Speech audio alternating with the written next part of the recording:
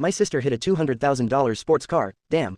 Person facepalming female sign. My sister, Emmy, has always been a disaster waiting to happen, but in a charming way.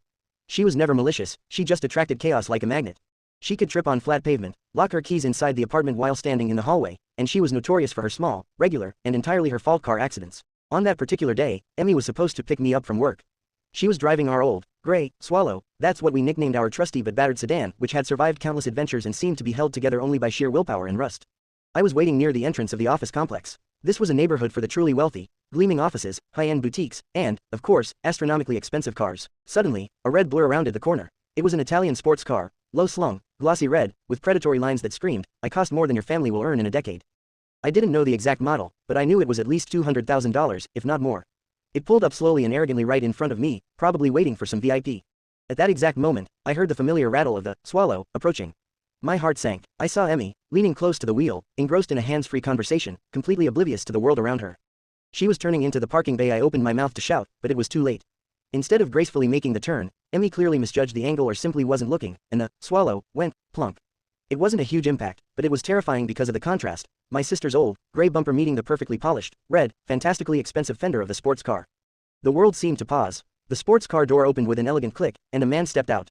Tall, impeccably dressed in a pristine suit, wearing sunglasses. His expression was calm, but it was the eerie calm before an earthquake. Emmy, utterly pale, finally dropped her phone and scrambled out of her car. She looked like a guilty schoolgirl. "Oh my God, I am so sorry. I didn't see you," she stammered, pointing to the barely visible, yet absolutely fatal, scratch on the red fender. The sports car owner slowly lowered his sunglasses, studied her, then glanced at her, Swallow, and then at the damage.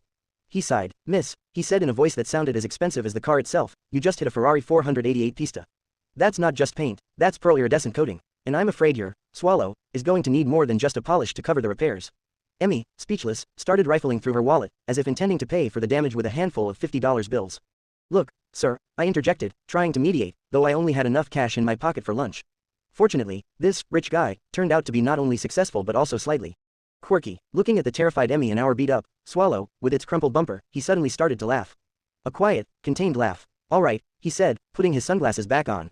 "You remind me a lot of my younger sister. She was also capable of causing carnage with a parking pillar." He pulled out a business card. "Don't call the police, I'll take the hassle out of this."